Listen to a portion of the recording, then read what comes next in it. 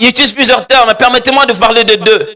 D'un côté, la Bible dit Jésus est venu. La Bible dit le Fils de l'homme est venu, mangeant, buvant avec tout le monde. La Bible dit le Fils de l'homme est venu, non pas pour être servi, mais pour servir. Ça, c'est Marc chapitre 10, verset 45 que vous avez écrit. Frères et sœurs, donner sa vie veut dire aller là où on a besoin de nous. Le christianisme que nous vivons de nos jours où les gens croisent les bras et viennent à l'église en attendant qu'on vienne leur demander pour qu'ils le donnent, ce n'est pas la Bible. Le christianisme de la Bible, c'est où on réfléchit sur comment on va donner avant qu'on nous ait demandé. La Bible dit ceci, quand nous étions encore pécheurs, Christ est mort pour nous. Pas parce que nous avions introduit une lettre de demande de mort de quelqu'un pour nous sauver. Lui est venu là où on en avait besoin. Est-ce que le Congo n'a pas besoin de Jésus de nos jours? Mais le Jésus du Congo est resté à l'église pour qu'on vienne le chercher. L'une des raisons pour lesquelles il n'avait ni où manger, ni où rester, ni où dormir toute sa vie, c'est parce qu'il devait aller là où il y avait le besoin. Le besoin est tout le jour dans les parages. Mais le chrétien, on le voit de moins en moins. Donner sa vie veut dire repérer le besoin et y aller. Dans la Bible, vous verrez que le christianisme a vu son équipement se développer, découvert la capacité que Dieu leur a donnée quand ils sont allés vers les besoins et vers les défis. Frères et sœurs, nous, les hommes ne viendront pas avec des lettres, des demandes de support, des demandes d'intercesseurs, des demandes de bienfaiteurs. Il ne faut pas qu'on s'introduise à nous pour que nous fassions du bien. On en a tellement reçu que nous devons en donner. Donner sa vie veut dire repérer le besoin et venir pour le besoin. Le Fils de l'homme est venu non pas pour être servi, mais pour servir. Mais les chrétiens de nos jours sont venus afin d'avoir un titre, un nom. On raconte l'histoire. Un jour, il y avait une panne. Je n'aurais pas cité la commune où il y avait cette panne de peur qu'il... Et puis on invite, permettez-moi, c'est une histoire vraie, je ne peux que la raconter. On invite un monsieur qui devait connaître les histoires, qui devait travailler à la SNEL ou quelque chose comme ça, pour venir voir la panne. On collecte l'argent et puis ainsi de suite. Et on l'invite, il vient. Quand il vient, ce qui étonne ce pasteur qui raconte l'histoire, elle a dit, je l'ai vu venir et il était habillé en veste, avec 3 téléphones, avec une Mercedes et des gens tout autour de lui. Il est venu, il est entré, il a ouvert, il a regardé, il a dit, ok, je reviendrai. Alors c'est dit, vraiment, je savais que les électriciens étaient forts en électricité, mais je ne savais pas que leurs yeux pouvaient déjà tester la tension.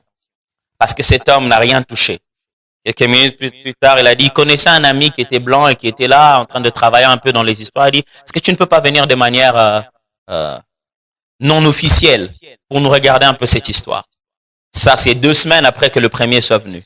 Quand il est venu, il a dit, cet homme est descendu de sa voiture, il avait son salopette, son équipement de travail. Il est entré, il s'est sali, il a repéré la panne, il a dit, je peux vous l'arranger juste pour un moment en attendant que ça vienne. Frères et sœurs, nous allons vers le monde habillés en cravate, non pas en tenue de travail. Le Fils de l'homme est descendu en tenue de travail, connaissant la panne qu'il devait arranger.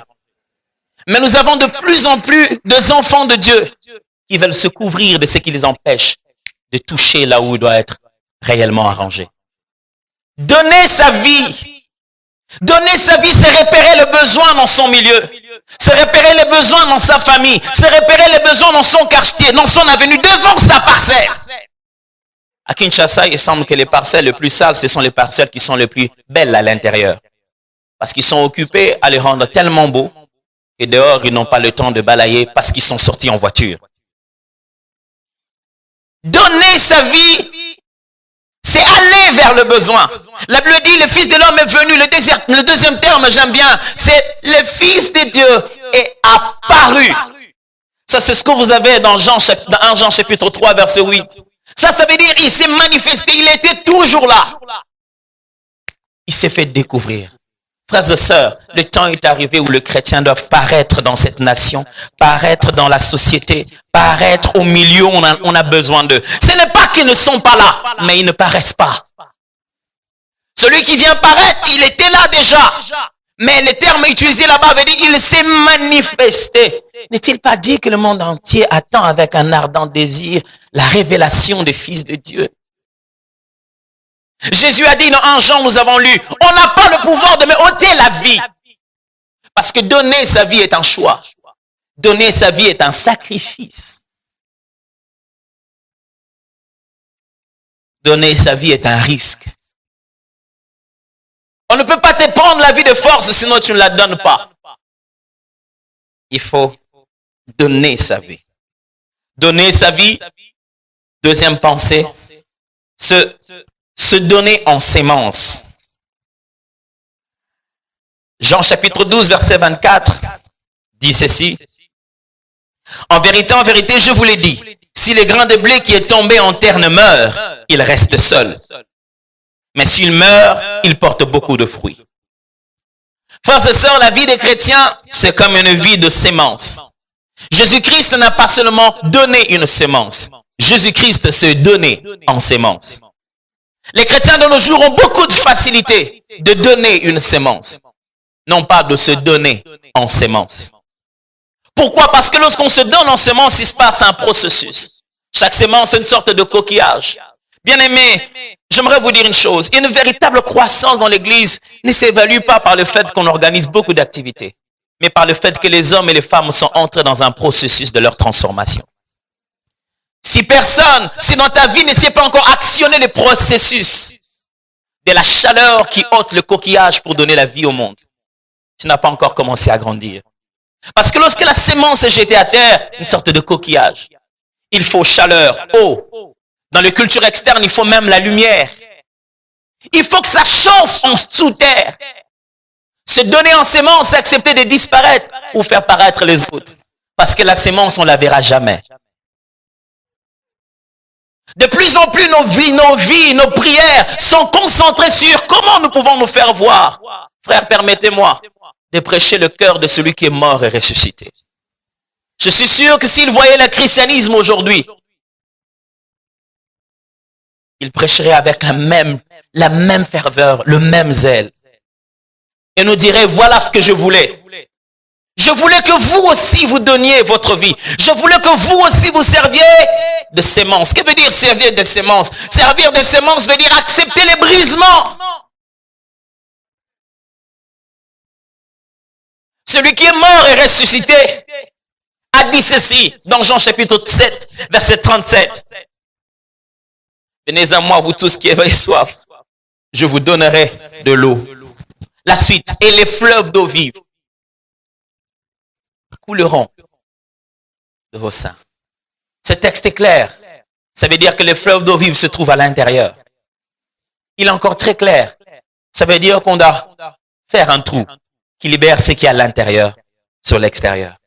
Les chrétiens sont devenus de plus en plus des vases qui ne donnent aucune sortie. Ça entre, mais ça ne sort pas. Les chrétiens à l'église sont devenus des fidèles. Oh, que j'aime et que je déteste ce mot en même temps. Fidèle à Jésus, mais pas fidèle à votre banc. C'est pas ça le but. Il nous a pas envoyé faire de toutes les nations des fidèles. Les fidèles consomment et ne produisent pas. Lui, il a dit, suis-moi, je ferai de toi un pêcheur d'hommes. Ça, c'est un disciple. Les disciples, celui en qui on peut placer la sémence parce qu'il la reproduira sur quelqu'un d'autre. Et de nos jours, les gens veulent voir les ressuscités, mais on l'a caché quelque part. Nous sommes redevenus, nous encore, un rideau qui empêche aux gens de voir les saints des saints. N'est-il pas déchiré ce rideau?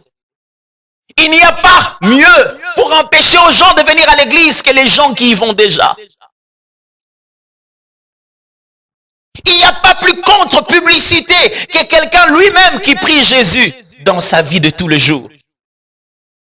J'entends quelqu'un dire, oh Seigneur, brise-moi. Oh oui, qu'il te brise. Le monde a besoin de Jésus. Brise-moi, Seigneur. Laisse-moi faire entrevoir ce que tu es, non pas ce que je suis. Donner sa vie, c'est sacrifier sa vie. Quelquefois, la seule chose à faire, vous savez, l'une des meilleures choses que Jésus a fait, que je n'oublierai jamais, c'est se taire. Il s'est tu. Quelqu'un doit apprendre à se taire. Si tu peux te taire, tu laisseras parler la vie de Jésus. Mais on ne veut pas être brisé en cela. On ne veut pas que ça change. On peut se défendre. Je peux parler. Croyez-vous qu'ils ne pouvaient pas parler? Le jour où on a envoyé des militaires, imaginez-vous des militaires. Hein? J'insiste, des militaires. Pour l'attraper. Donc, ils n'ont même pas le temps de t'écouter. À peine que tu aies fini ta phrase, ils sont déjà en exécution. Mais la Bible dit, les militaires sont rentrés dire à ceux qui les ont envoyés. Jamais homme n'a parlé comme lui. Et vous croyez là, devant ces hommes de philosophie, ces juristes, n'allait-il pas avoir un très bon langage? Il y a quelque chose que le monde attend de toi, qui le sauvera. C'est ton brisement. La vie doit passer par nous. L'évangile de Jésus n'est pas une chose que nous portons entre les mains, mais que nous portons dans notre vie. Paul n'a pas dit que nous portons une lettre, il a dit que nous sommes une lettre vivante. Frères et sœurs, les gens veulent lire Jésus. Mais toi, tu ne veux pas s'aimer ta vie. Tu ne veux pas s'aimer ton Kiyaya. Tu ne veux pas s'aimer ton Kimuluba. Tu ne veux pas s'aimer ton Kimukongo. Tu ne veux pas s'aimer ton Kipatron. Tu ne veux même pas s'aimer ta masculinité. Tu empêches à ta femme de voir Jésus. Oh, généralement, nous pensons que ça ne doit pas se faire. Hein? Notre prochain, c'est tout le monde sauf ma femme. C'est ça? Tu empêches au bureau de voir Jésus. Tu empêches à ton voisin de voir Jésus quand tu dis « Non, non, ton souk à la tribunal ». Tu l'empêches de voir la gloire de Dieu. Si tu te défends, il a dit « À moi la vengeance ». Nous ratons plusieurs fois l'opportunité de prouver aux gens que ces pains, nous ne les mangeons pas en vain.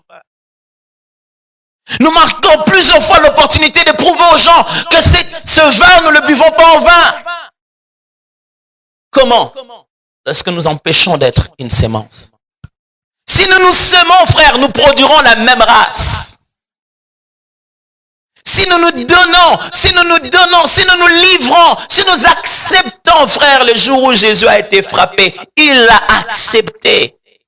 Il aurait pu dire, Père, c'est trop, envoie des anges. Ça aurait pu finir en un instant. Jésus ne nous demande pas, parce qu'on n'a pas, on a de droits, on puisse l'utiliser. Quand on n'en a pas, on ne l'utilise pas. Il avait des droits. Mais quelquefois, le véritable brisement, c'est la capacité de céder ses droits. Paul a dit, est-ce que je n'avais pas le droit de vous demander de me donner de l'argent parce que je vous prêche? Si. Mais j'ai accepté de céder ce droit-là, de faire moi-même des tentes. Écoutez les chrétiens quand ils ont de droits terrestres, c'est qu'ils en font. Même leurs droits spirituels, ils ne les connaissent pas. Quand il a un petit droit quelque part, écoutez comment il crie. Ouh, ça m'étonne. Je me demande si ça aussi c'est un droit. Parce que de plus en plus, quand on est tous dans l'embouteillage, il y a des voitures à une certaine taille qui passent très vite.